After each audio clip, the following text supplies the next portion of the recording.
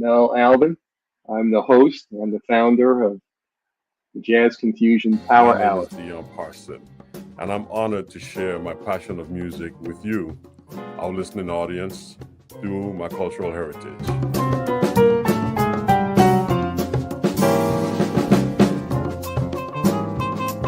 Things can change for you too. If you want to be brand new, that is absolutely possible.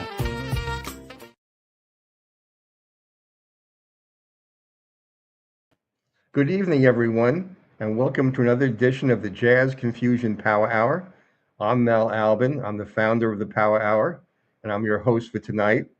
And again, we have a wonderful guest for you tonight. I think you're really going to enjoy the show quite a bit. Let me first tell you a little bit about the Power Hour and why I created it. Obviously, FM radio has had better days, and a lot of the shows that used to be on FM radio are no longer extant. They've been taken off and they've been replaced by urban music and by internet radio and by syndication. So a lot of the jazz stations and R&B and soul stations aren't around anymore.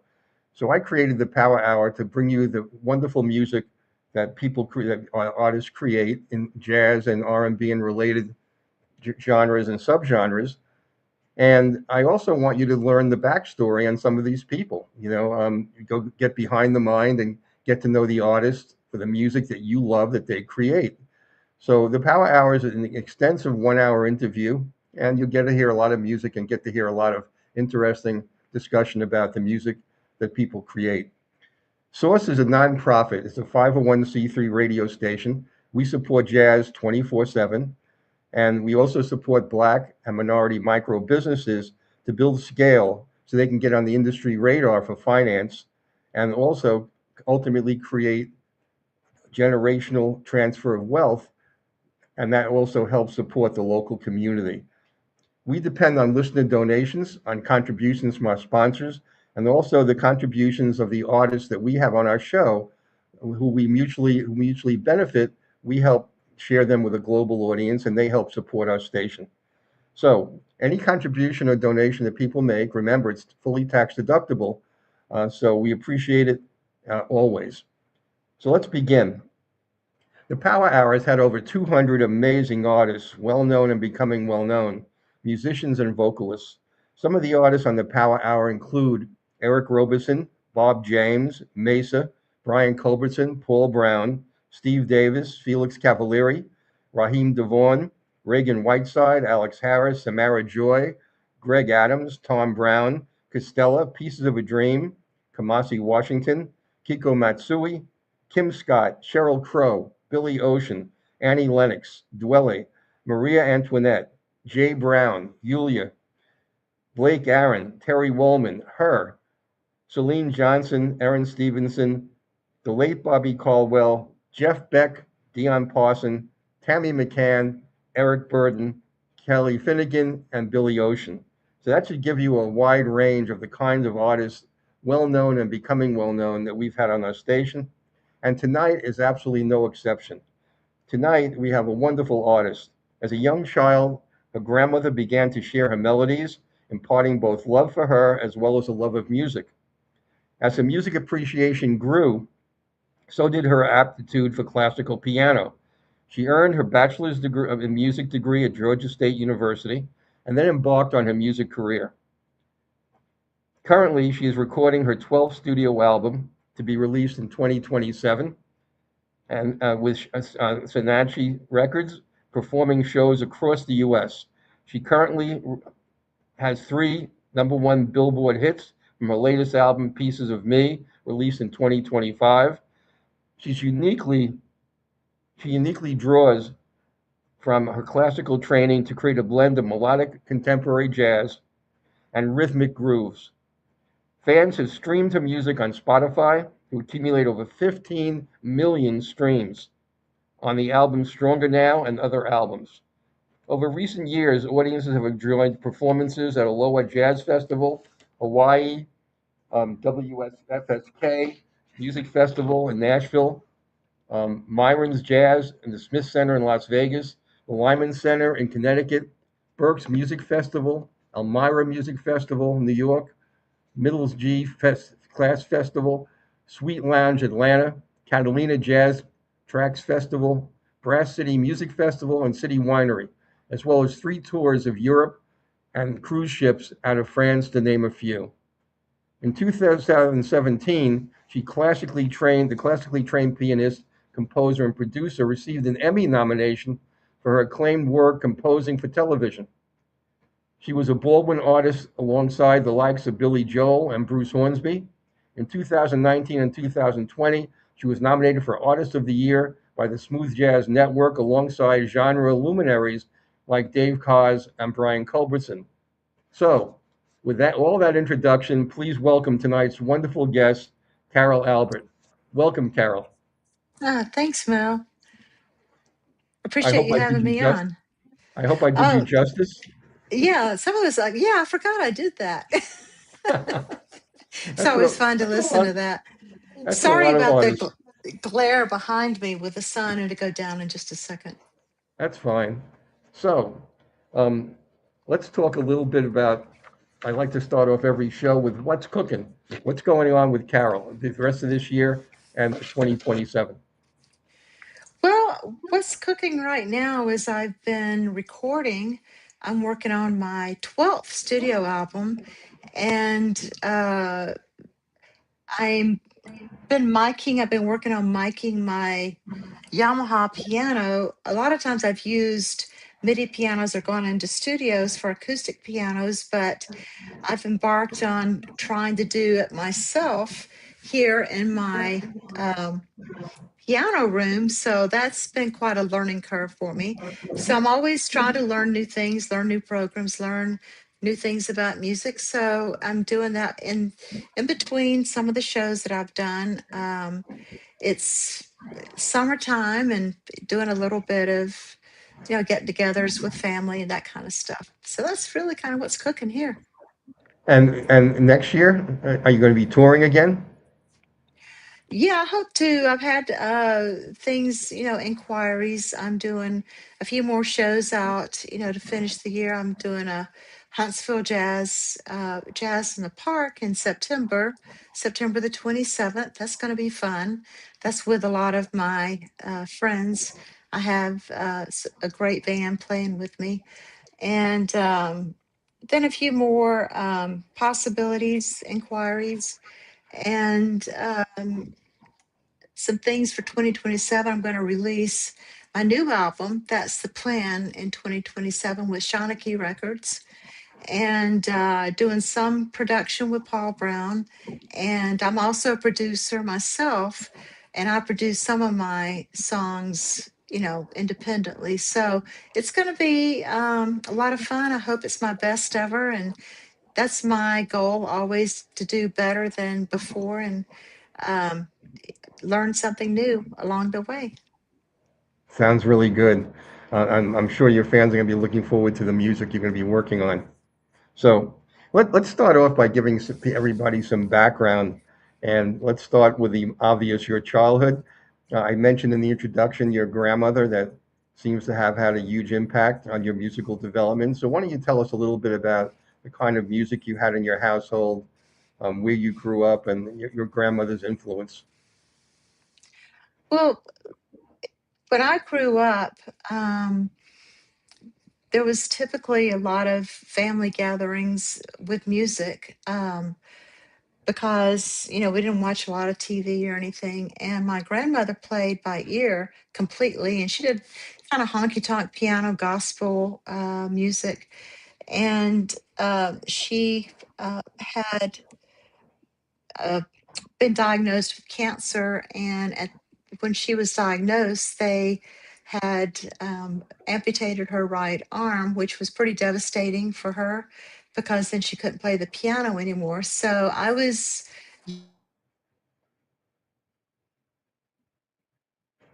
parts, and she played the left hand parts, and that was kind of a lingering memory that stuck with me. And sometimes it's hard to even remember that and not get teary eyed still to this day. But she was a big influence. And, we grew up in the church playing church music, playing, grew up going to singings like in the South.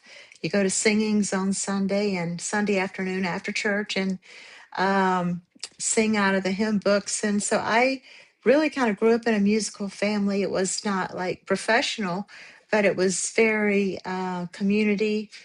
Um, and that was a big part of my, earlier years when I was growing up.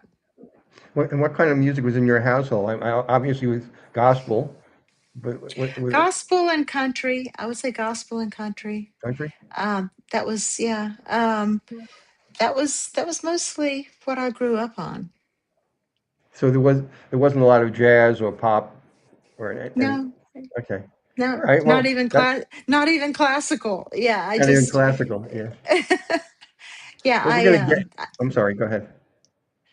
anyway, I did study piano, so we can, Okay. Well, we'll talk a little bit more about that, and I want to talk about obviously if there's no jazz in your household, how do you ever evolve into jazz? We'll talk about that later. Also, did you participate in music in public school at all? well, we didn't really have we did not have a music program. When I was in high school, I was, asked to be uh, an accompanist for the chorus, the choir, and they always had me do the competitions because no one else really played the piano. So that was when I had branched into classical music, and I did, pretty well considering. I didn't have a lot of background at that point in time in classical, but I did place in the state competitions, and and did a lot of whatever they had going on, programs and um, things like that. Well, then after high school, you went to Georgia State. Is that correct? Yes, first year I went to University of Georgia, and I didn't even study music, and then I decided to just take some lessons, and they were like, "Oh, wow, where have you been?" And so I took a quarter in University of Georgia, then I transferred to Georgia State and started in the music program there, and really got serious about it. When you were at Georgia State, did you perform either at college or in other venues?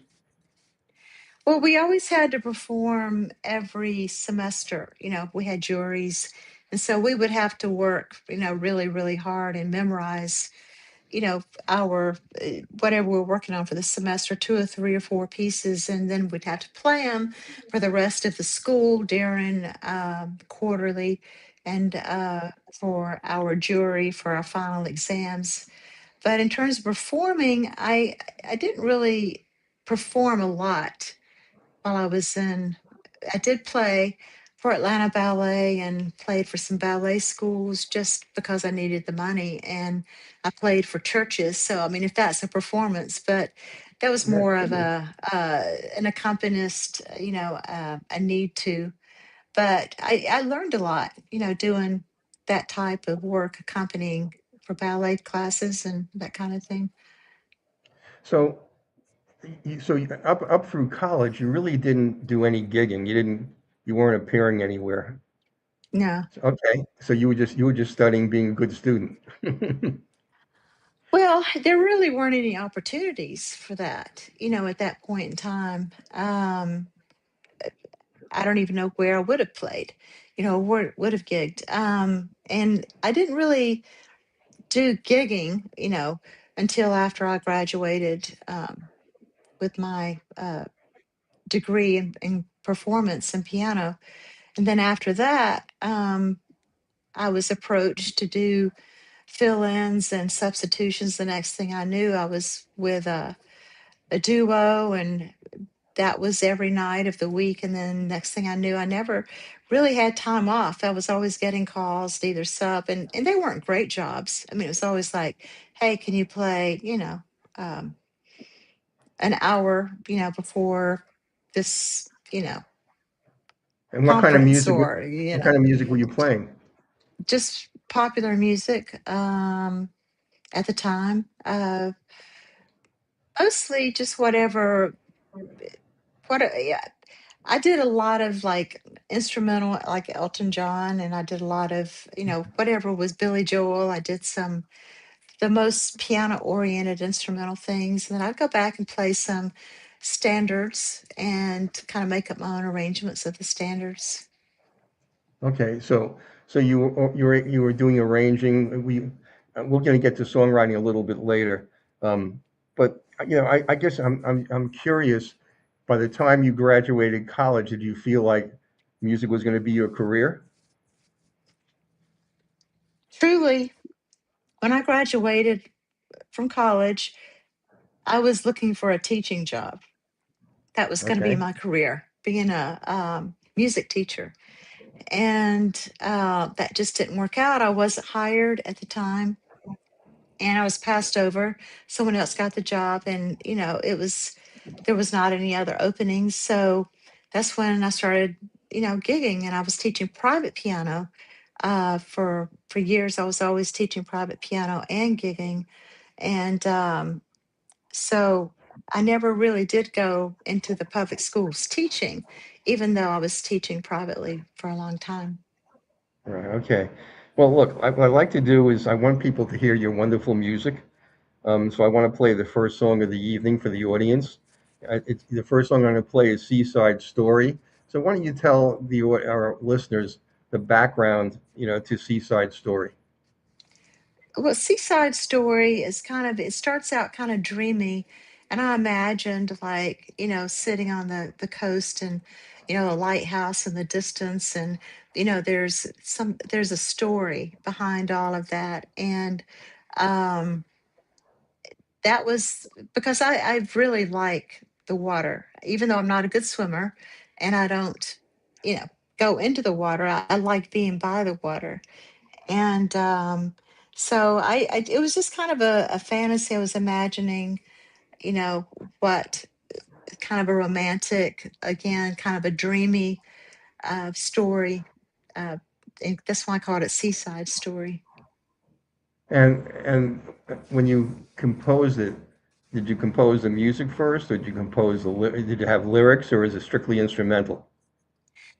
Well, it's strictly instrumental. I thought about having some, working, collaborating to do words, but uh, the way it started, I just heard this melody in my head, and I walk in I have a little path. I walk in the woods, and I just kept hearing this melody over and over, and it's like I was concerned that I was like plagiarizing, because it's like this Yeah. sounds like something that I've heard before, and it just would not go away. And so I asked a couple of friends, like, no, we never heard that before. So that's how, I mean, the melody was first, and that's how I wrote the song, is And who's just on from this the recording? melody. I'm sorry, who's on this recording with you? On Seaside Story, I have Lil John Roberts on drums. I have Roberto Valley on bass. I have um, Reagan Whiteside on the flute, and I Ah, have Shane. Shane's last name. Thoreau. I call him Thoreau because it looks French, because I spent time in French. The way it's a French name, and then people correct. So no, it's Theriot. It's like, well, and looking at from a French viewpoint, it's Thoreau. So playing guitar, and Huge Groove produced it and mixed it. So it was really a great collaboration. Reagan's been on my show a couple of times. She's terrific, terrific musician too. Right. So okay, let's play Seaside Story for everybody, by Carol Albert.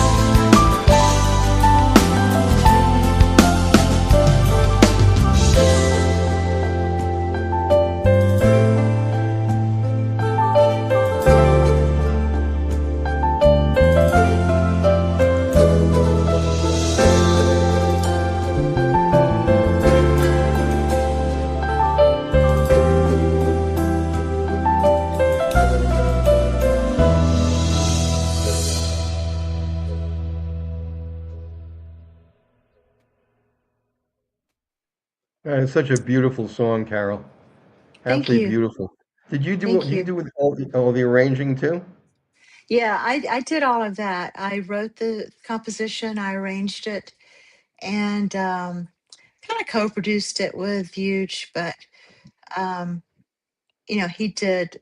He's like, well, if I'm going to have he had to really do some work on the drums and some things like that. So if I'm going to do that kind of stuff, then I need to just be produce it. And it's like, okay, fine, I don't have a problem with that.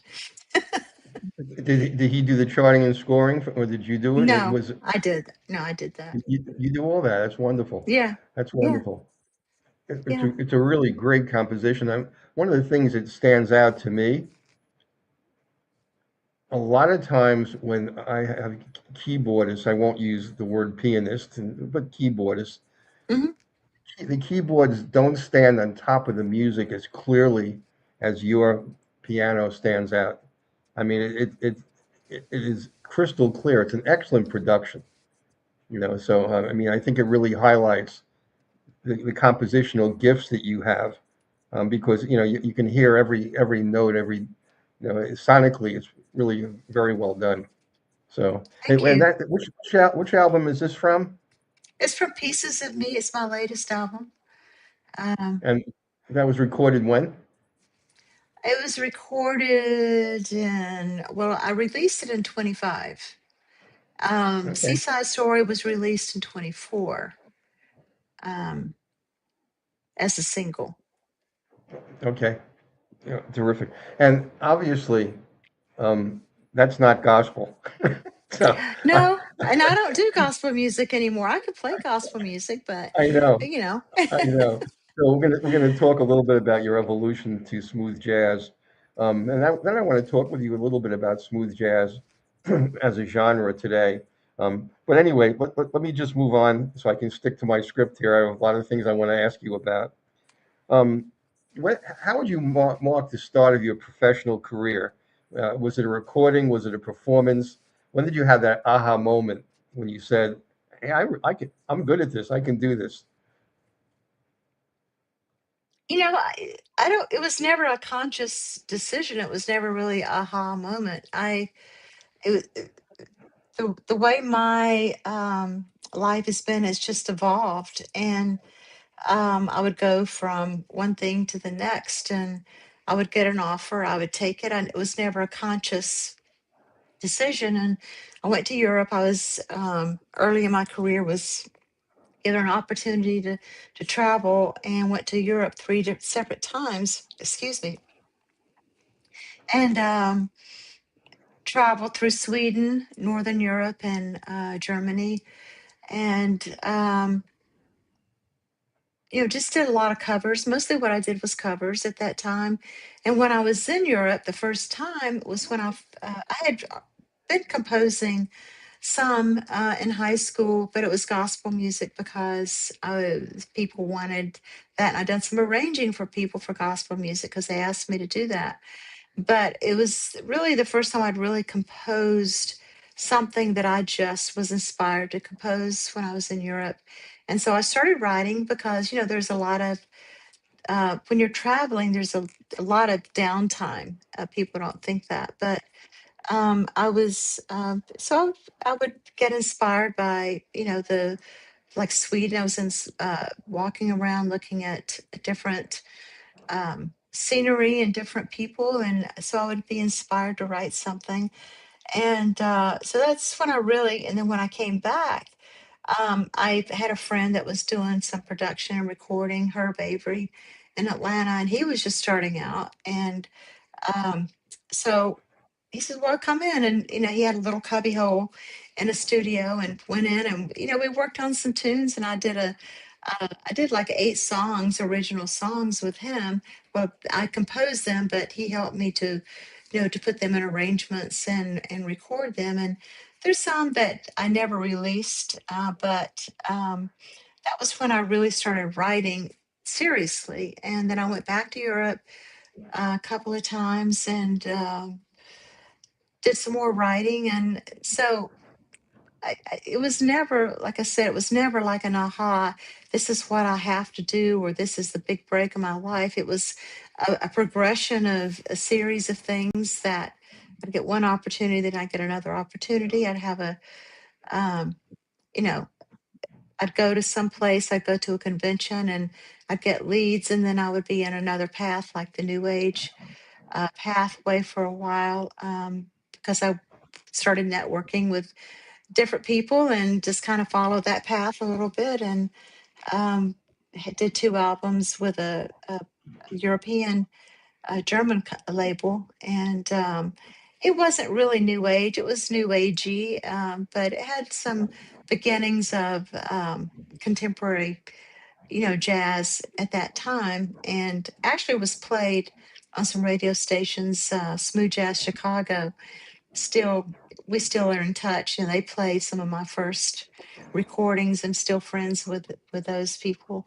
Did So you have management back then? no, So you were doing everything on your own? right. Wow. Yeah. So You know, yeah, that's one of the things that changed since 2000 with the decline of record labels. Nobody does A&R for artists anymore, and nobody puts them out on the road, and nobody gives them free studio time. And today's artists, while they control their product, they also have all the obligations that go with having a business, not just be able to create music, but they have to learn the business side of the industry also. I'm sure that you had to go through the same thing. yeah, I was lucky. I did have connections with, at that time, there were just more agents. And I think there are less agents out now because it's just not Yeah. profitable. Mhm. But through my early years, and even like the traveling and cruise ships and all that, were through agencies. And I was really lucky to have those connections because that kind of filled in that gap. Th- but I always Let's worked. let, let's talk a little bit more since we're talking about songwriting. Um, when did you compose your first song? When I was in the eighth grade. Wow. Okay. And did you perform it? I don't think so. I wrote it with another girl. We were in a singing school. It was a summer thing, and they actually still have them. It was, basically based on gospel music and four-part harmony, and learned solfege. It's all based on the do, re, mi, fa, sol. Sound of Music, solfege. And so that was part of something that we did. We wrote a song together. I still have it, but it's all four-part harmony. I am very good with four-part harmony. I studied that quite a bit. So I think that's another reason I'm very conscious of harmonies and harmonics, because I did study that quite a bit. Okay. Well, when you start to compose a song, how do you do it? I mean, I know every songwriter does it differently, and some songwriters write down melodies, they hum them and they record them. They may have a whole repertoire, and they come back to them later. What's your process for songwriting, and how often do you spend time songwriting? Usually, if I'm going to write a song, the melody always comes first. And so with the melody becomes the chords, because I hear the structure, from my background of, like I said, the four-part harmony. So I hear the chords and the melodies together usually. And I have done songs without collaborating with other people where they bring the chord structure to me. And then it's actually harder for me to write to that because I'm so used to writing, kind of doing a rogue thing, doing my own thing of what I hear, and then the chords follow, the melodies. And I write, I'll hear something in the car, or I hear something while I'm walking. I've dreamed of songs. I've actually sat down and, as a study, written things just on demand, and that's a little harder for me. I'm a little more of an inspirational writer. How often how many hours I don't know if it works that way for you. Do you wait till you're inspired, or do you set about deliberately to spend time composing every day? Yeah, I'm not a very deliberate Yeah. composer. It would probably be nice to do that. I try to blend in my profession with my life. And, we all have a life that goes on separate from our music and Sure. our art. And so, you know, When you have a song that you've started to put together the melodies, do you have a go-to person who you play it for first and get their impression? I'm a friend that I've known like forever. And she's always been, a really good listener. And so her name is Janice. And so she likes to listen. And we sort of started that thing. I sent it to her. I said, well, Janice, what do you think of this song? And she goes, yeah, or hey, I've listened to that over and over again. And she likes doing that. And it's always nice to get feedback, because, as artists, we're always going to like, listen to what I did, listen to my music, listen, that is something that we do. And so it's nice to have people that are actually interested in listening, you know. So once you have the song, what's the next step for you? Well, then I think about the instrumentation, the arrangement, live players. There's I always say there's so many different ways a song can go. There's so many different ways that you can arrange a song, um, and as evidenced by people, you know, taking a song and making it if it's a one thing, turn it into something else. So coming up with a style, the arrangement that I want for that song, and then kind of going through the whole process of getting the players, getting the production, and getting the right people to work with, having it mixed and mastered, and then pressed onto a CD.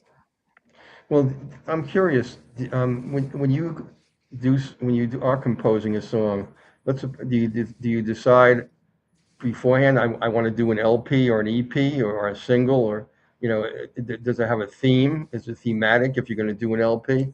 I mean, how do you move from a single to an EP or LP?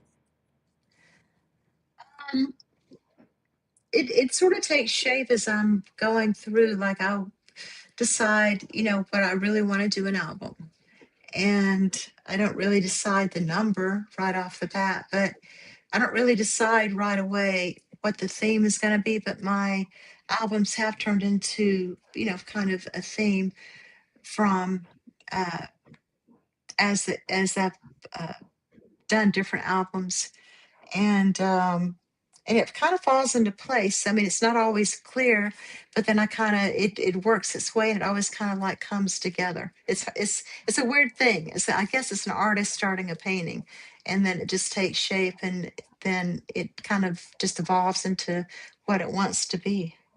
Do you have music on the shelf where that you've composed before and Yeah, you put songs together for an EP yeah. or an I have LP? music on. Yeah. Yeah, I have music on the shelf, and sometimes I look at those and think, well, maybe I'll do something with that someday. I mean, they're either not in the right Right. spirit of what I'm working on, or, a completely different style. All right, let's play another song for everybody, 'cause I'm sure Okay. everyone's going to love to hear more of your music. I want to play Sunshine Yellow. So tell Okay. everybody briefly the backstory for this song.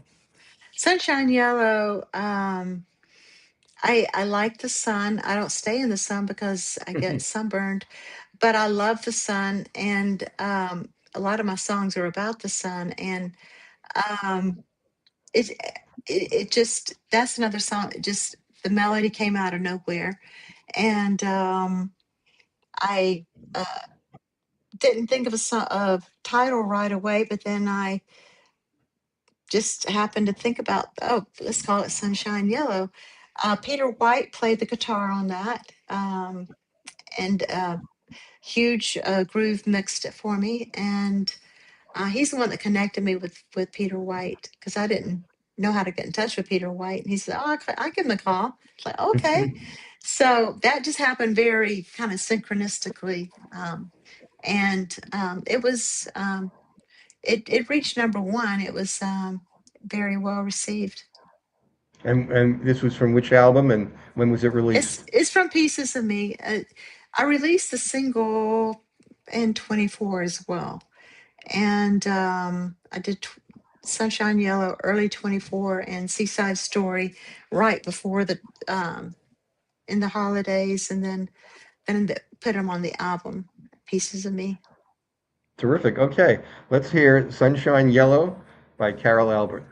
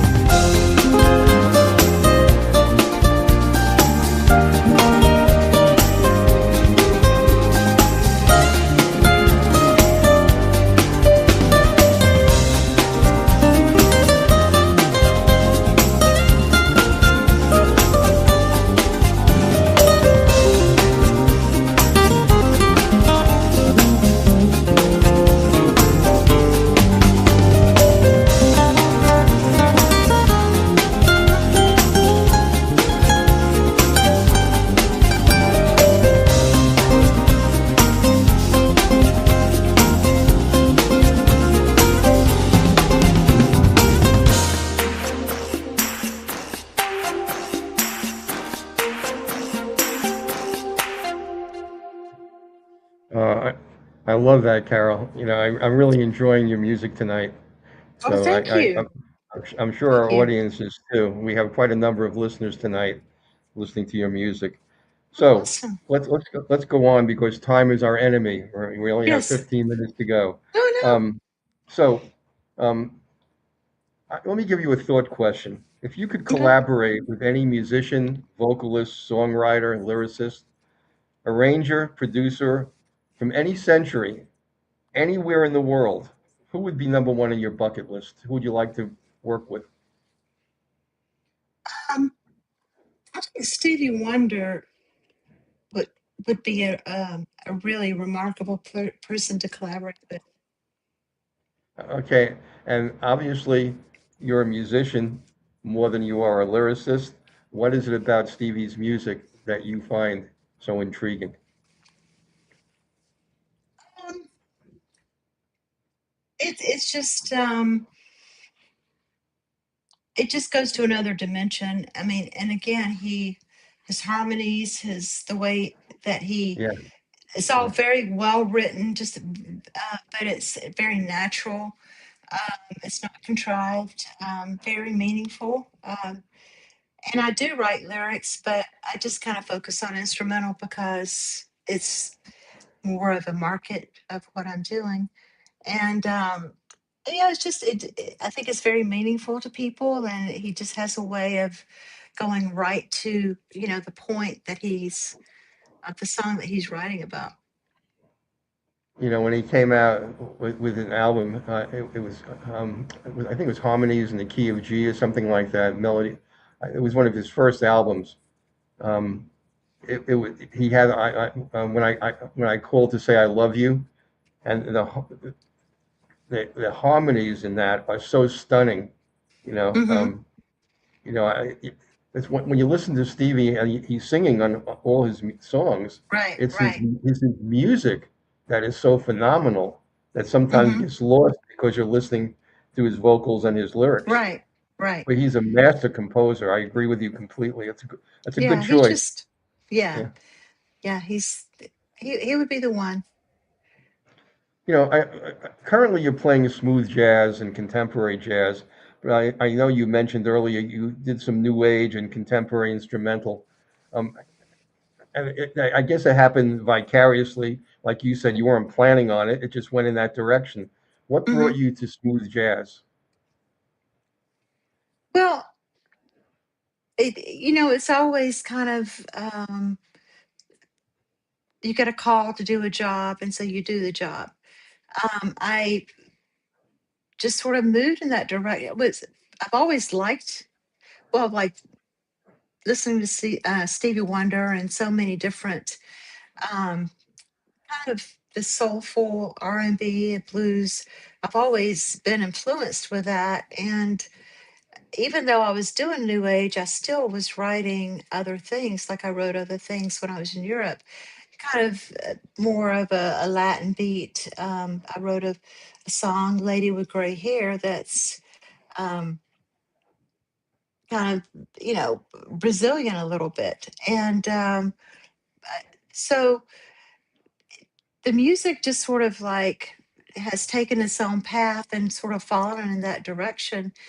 And but I actually took a break from the 90s, like the late 90s. I took a break from recording, and I was performing live, but I was kind of burnt out. And then I recorded some solo piano around 2007. I did two albums, but then I didn't go back to recording till like 2014. And so I was just writing different music of what I heard. And the person I was working with at the time says, "Well, I think that we should send, this is very smooth jazz. We should send it to Jason Gorov." And it's like, I didn't know who he was. I didn't really, wasn't even it was never a conscious thing. And it's like, okay, Okay. well, let's see if they like it. And it sort of like fit. And so that sort of on that trajectory. And I write other things, but for the albums and for the market and for radio. there's certain things that do work better. And I think that one day I'll go back and put like a different style. Like maybe I'll do Ah, a. that's what I was going to just ask you. Oh, Since okay. since your since your migration in your musical genres was kind of serendipitous, it wasn't planned. What do you have any thoughts over the next 5 years where you might want to take your music? Well, I'm going to keep writing whatever I hear because I can't really do anything else. I'm not a disciplined, go sit in the table and let's write a song, come out and you've got a hit. That's really never going to be me. I'm not that kind of a disciplined writer, and it's a great skill. But I am just kind of led to what I'm hearing, um, and all the songs that I really enjoy that I've been writing. But I do have some things that I wrote uh, back in the day, and I want to kind of finish that out. It's kind of a classical rock um, thing, and so I want to kind of finish that out. Maybe I call it a symphony. I wrote the first movement, and it's very orchestral, but orchestral rock with kind of the guitars and the drums and all that It's kind of funny, classical but oriented. it's kind of interesting to me. But rock has, for the most part, disappeared, and the new rock is country. Country has Right, country has become country rock, and right. so that should be right up your alley. I'll see where it goes, but it's like, why not? So when I get to that place that I want to revisit that, um, I'm just going to continue writing, and I don't have like a definitive. I'm going to do this or I'm going to do that. I find that the way my life has flowed has been, um, it kind of takes me where I need to go. Well, as long as it's going where you want to be, that's great. Well, truly, yes, exactly. Well, yes, that's Well, being let's play the that's a next given. song for let's play the next song for everybody. We're running out of time. Okay, So let's play Vertical Horizon, and then after we okay, play it, you can come back and tell people a few words about how that song came about too. Okay? okay, right. This is Vertical Horizon by Carol Albert.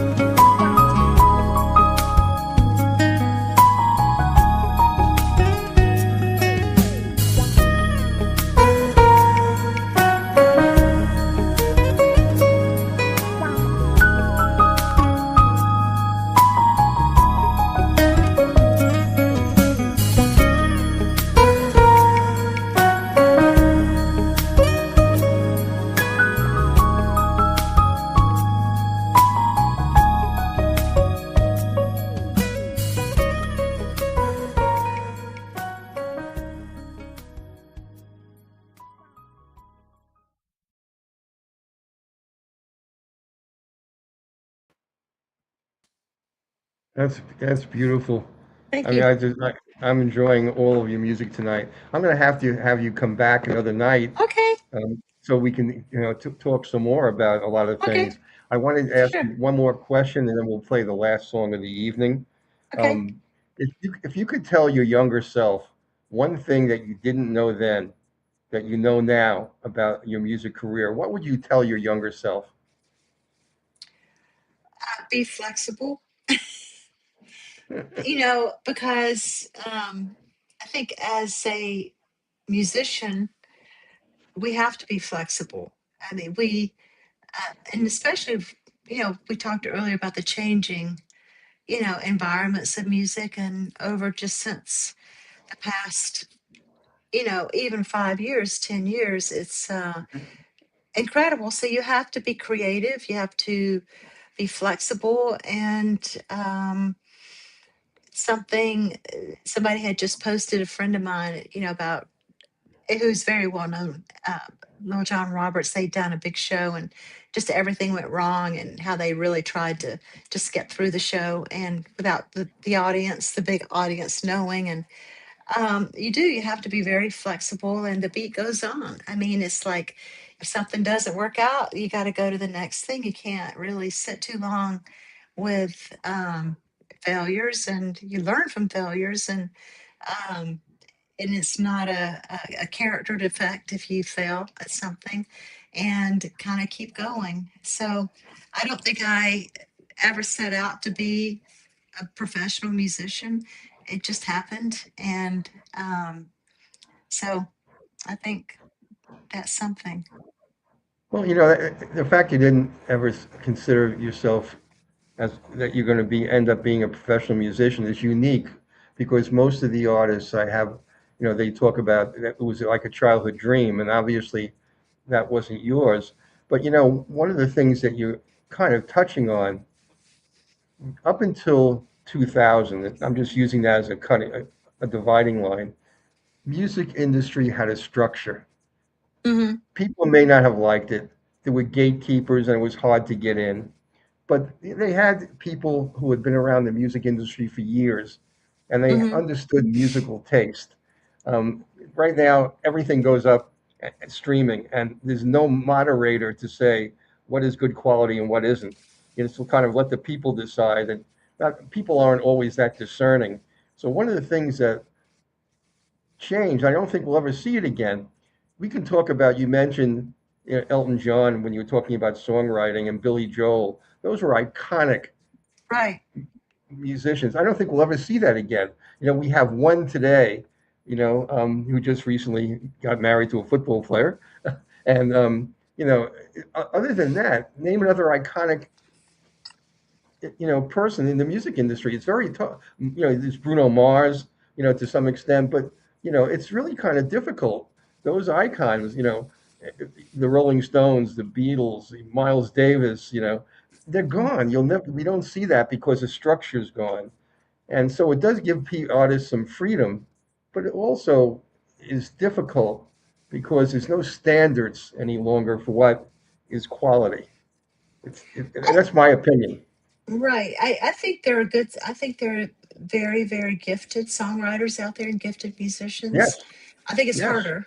I think it's much harder yes, to get recognition. yes. And it's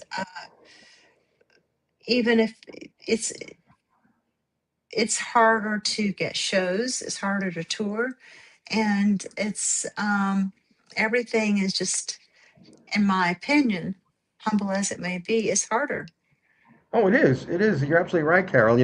It's hard to make a living as an artist today. It's really very difficult. Like I said, the record label used to give you studio time. They would, put Hmm. you on the radio. They put you on tour. And Hmm. you had an income, and then you made money from CD sales, Hmm. or cassettes, whatever it might be. Now you can stream a million streams, and you just made $8,000 on a million streams. You can't live on that. It's difficult. Right. So, there's talented people out there, don't get me wrong, major talent, Right. Right. but it's hard to break through and have the support for your career. Right. Right now it's what have you done lately? That's how they evaluate you. And they won't take a chance on, long-term relationship That whole record label FM relationship is gone. So, you're right. There's talented people, and it's much harder to break through. Let's play the Right. last song of the evening, and I'm going to have you Okay. back here again. Let's play City Walk, and Okay. then you'll tell us everybody briefly about it after we play it, and then we'll wrap Okay. up. Okay. Okay, Sounds this is good. City Walk by Carol Albert.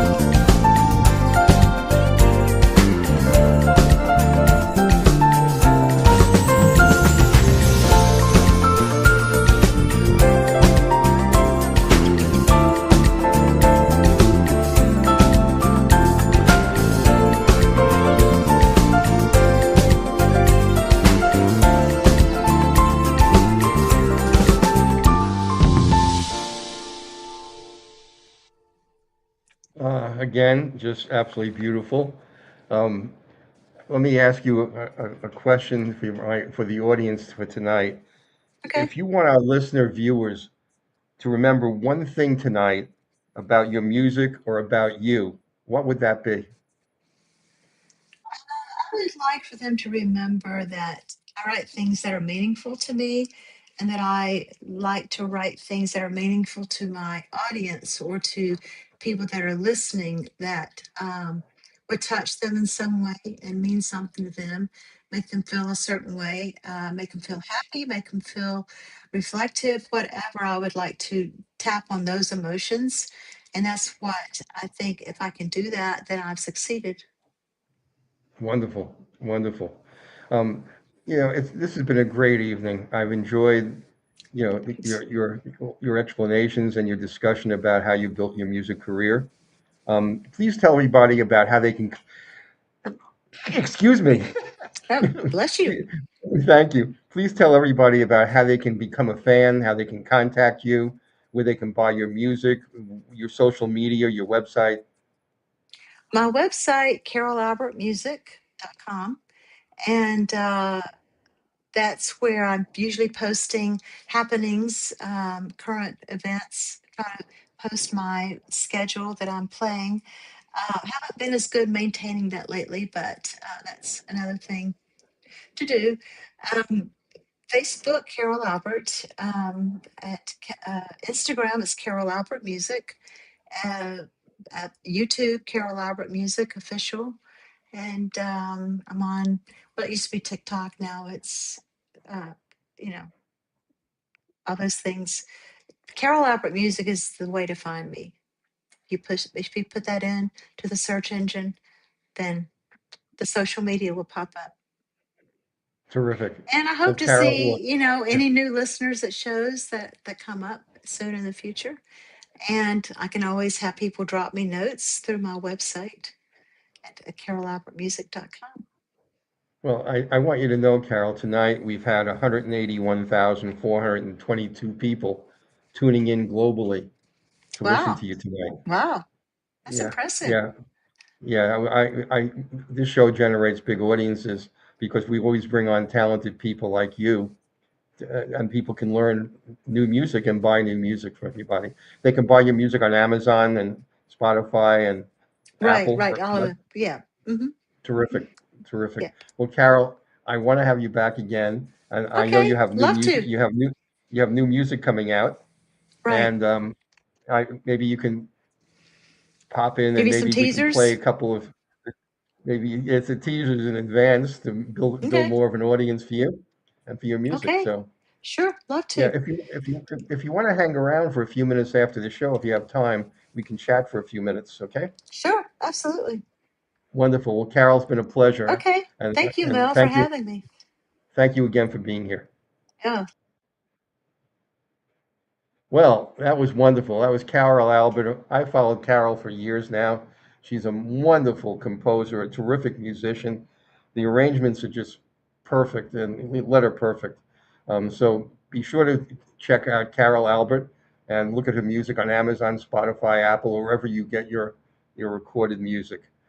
Next week, we have another great guest. We have wonderful Kathy Cousins, who's a terrific vocalist. You'll really enjoy, her music, and she's also a singer-songwriter. So be sure to tune in next week again for another special edition of the Jazz Confusion Power Hour. I'm Mel Albin, saying good night to everybody, and have a wonderful, wonderful week. Thank you again. Bye-bye.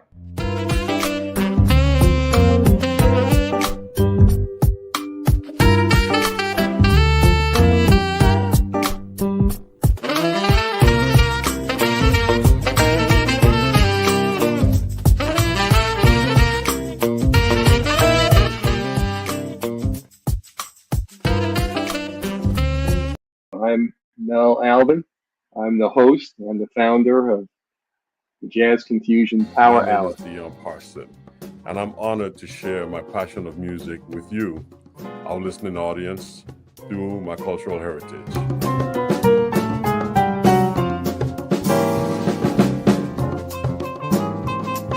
Things can change for you too. If you want to be brand new, that is absolutely possible.